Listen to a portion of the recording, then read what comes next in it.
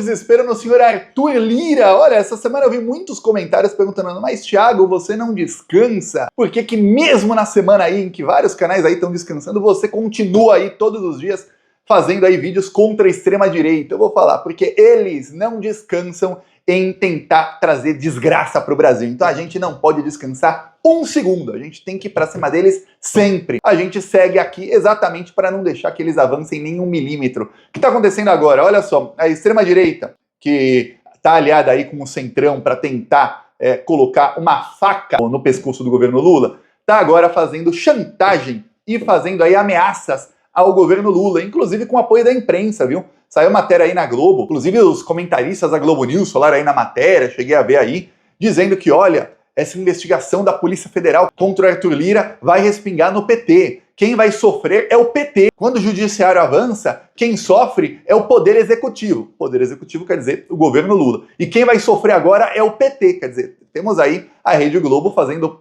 papel de porta-voz do Arthur Lira, que está apavorado com medo de prisão aí quando ele sair da presidência da Câmara dos Deputados, para dizer, olha, o Lula, ou você ajuda aí a barrar a investigação contra mim e me protege, ou eu vou para cima do PT. Segundo aí, Arthur Lira disse a alguns aliados, e vazou para a imprensa, já mostro aqui um trechinho da matéria, ele fala o seguinte, olha, tem muitas emendas aí, mas essas emendas não são só do Centrão, não. Tem algumas emendas que são também para parlamentares de esquerda, viu? Da base governista. Afinal, a esquerda está na base governista. Então, se cair para cima de mim, vai cair para cima de todo mundo. Vou mostrar aqui um trecho. E o Valdo sabe muito bem, quando você conversa com os deputados e os senadores, eles dizem que o que o Supremo está cobrando agora não era regra ontem, não era regra antes. Então, por exemplo, a grande preocupação deles é definir e trazer a público esses patrocinadores, esses deputados que bancaram essas emendas, porque eles diziam que essa regra não existia lá atrás, que daqui para frente tudo bem. E dois, para dizer que estava tudo costurado com o Executivo. Como eu comentei aqui,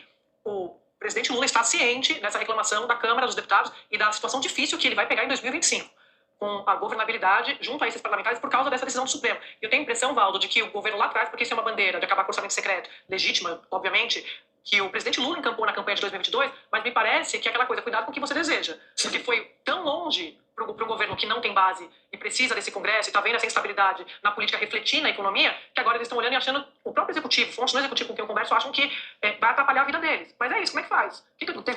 Qual é a outra solução que o Flávio Dino tem diante do avanço dessa discussão? Ah, então tá bom, vou parar, vou ficar olhando aqui pro teto e não resolve a questão das emendas. Não tem o que fazer. Então, assim, era preciso, minha visão, Valdo, quantas vezes esses parlamentares se sentaram com o Supremo para discutir esse assunto. Nós estamos acompanhando, como disse o ministro do Supremo hoje, essa novela. É uma novela essa questão das emendas. E nada foi decidido até agora. Agora é isso. Como disse um deputado ali ligado ao grupo do Lira para mim, quando o judiciário aperta, quem sofre as consequências é o Executivo. Vai sobrar para o Executivo, Valdo. E quem vai sofrer primeiro na política, como eu disse aqui, vai ser o PT. Logo depois falaram aí o seguinte, que olha, os deputados do PT também ali aproveitaram algumas emendas, então vamos para cima deles, viu? Pois bem, o fato é o seguinte, o Lula sabe, o governo Lula sabe, os ministros do Lula sabem, que mais de 90% das emendas foram para a direita. Inclusive era uma reclamação aí no período eleitoral dos parlamentares do PT, alguns que foram candidatos, até dos que não foram, mas tinham ali, estavam apoiando candidatos em várias cidades, de que, olha, quem está ganhando a eleição é o orçamento secreto. Os parlamentares que tiveram ali acesso a emendas do Bolsolão, do orçamento secreto, eles estão fazendo aí prefeitos e vereadores Brasil afora. E os da esquerda não estão conseguindo. O PT aumentou nessa eleição, tudo mais, mas não tem ali, como não tinha acesso ao orçamento secreto, não tinha. Ali não conseguiu aumentar. Não fazia sentido o governo Lula liberar emendas aí do orçamento secreto para parlamentares do PT. Por quê? Porque eles já votam com o governo. Você tem que pegar ali as emendas para fazer ali com quem não vota com o governo. E o pior, os parlamentares do PT não são amigos do Arthur Lira. Quando o governo negocia, o governo é obrigado a pagar a emenda, negocia ali com o Arthur Lira, ele só pode saber o seguinte, vou pagar na data tal. Esse é o único poder de barganha que tem o governo, é quando vai pagar a emenda.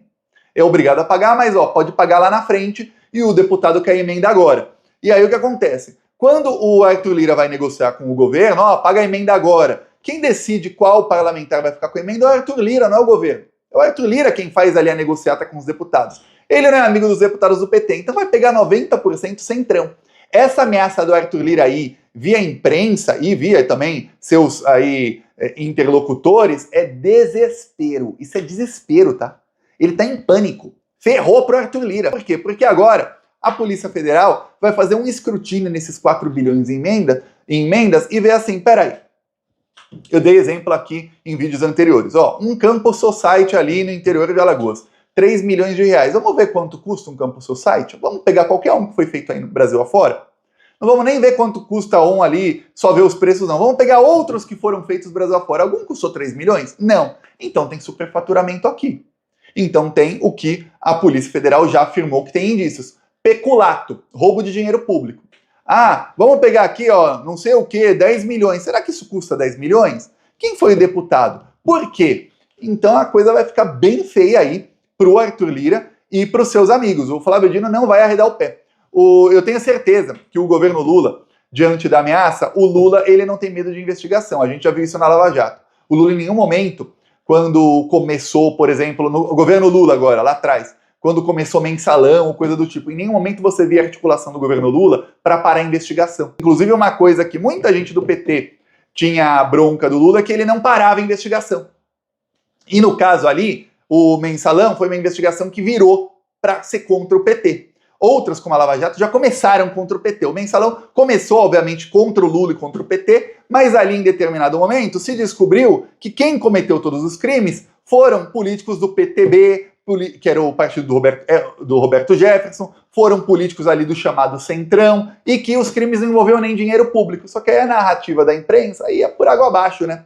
E aí eles mantiveram a farsa de que mensalão era compra de votos. E aí ficaram naquilo, e depois o STF, sem provas, lembre-se disso, o Joaquim Barbosa, que era o relator, ele foi lá e ferrou com o PT. Mas, nesse caso aí, temos o Flávio Dino, que não é o Joaquim Barbosa.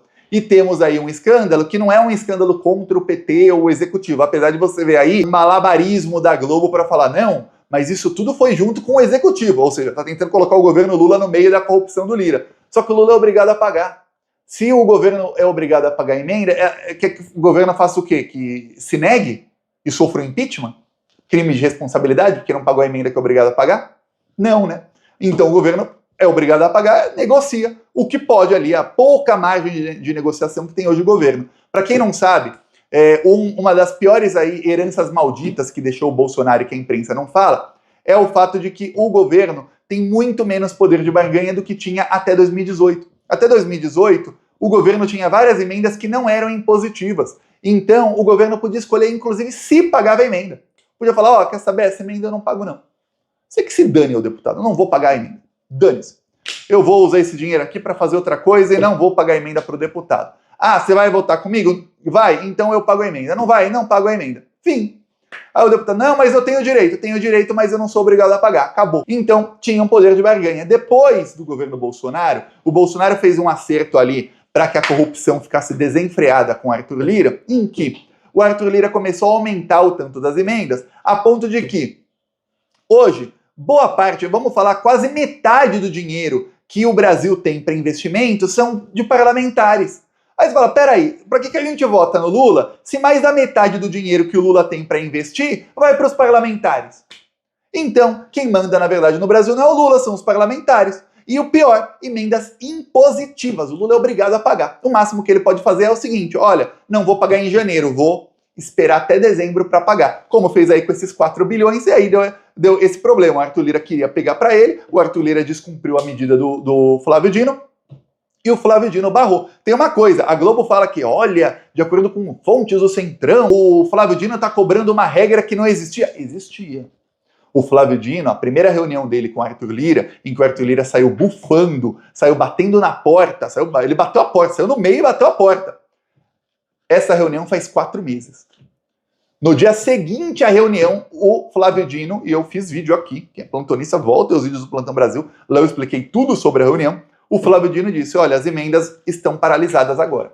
E aí ficaram paralisadas até a semana retrasada. Quando o Flávio Dino falou, ó, pode voltar as emendas porque vai ter transparência. O que fez o Arthur Lira? Pegou e fez sem transparência nenhuma. Aí o Flávio Dino, pare, bloqueia tudo. O que foi pago bloqueia, o que não foi pago também não deixa nem ser pago. Fim, agora vai acabar a palhaçada. E mandou a Polícia Federal entrar na investigação. Aí é que a água bateu no bumbum do Arthur Lira. Sabe quando você entra no mar frio ou na água gelada, você tá assim, vem a onda, tal, no seu joelho, a hora que bate no bumbum, você fala, opa! Pois bem, bateu no bumbum água gelada aí do Arthur Lira e falou, epa, agora ferrou.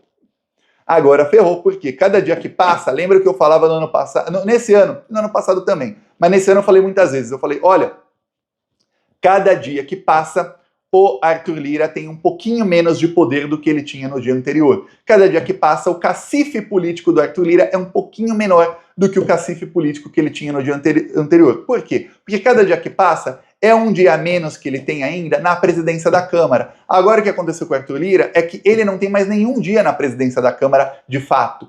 Por quê? Porque não temos mais sessões no Congresso Nacional. Então qualquer poder que tem o Arthur Lira, qual poder que ele tinha? Poder pautar impeachment, poder decidir qual projeto de lei vai ser pautado e qual não vai. Ele podia colocar pautas bomba, como fez algumas vezes, como Eduardo Cunha fazia contra Dilma, o Arthur Lira fez uma ou duas vezes. Ele podia não pautar projetos econômicos que o Lula quer e precisa. Ele podia, em conluio com os bilionários banqueiros do Brasil, que eu já mostrei aqui várias vezes, são chefes dele, os bilionários podiam falar, ó, a gente vai começar a vender real e comprar dólar, o que para eles não custa nada, dinheiro de troco para eles, o dólar vai subir. A imprensa, mostrei aqui a imprensa, a Rede Globo principalmente, mas toda a imprensa vai falar que a culpa é do Lula, porque temos um problema fiscal no país, inventa qualquer coisa, inventa que é problema fiscal. E aí o Lula vai precisar de você, Arthur Lira, para aprovar a lei. Aí você vende bem caro, viu? Vende bem caro. Ele tinha esse poder até semana retrasada. Hoje não tem mais sessão no Congresso. Já foi aprovado tudo, acabou o poder do Lira. Quando voltar ao Congresso Nacional em fevereiro, o Arthur Lira vai ser presidente por algumas horas. A primeira sessão, quando voltar na primeira semana de fevereiro, já é a eleição.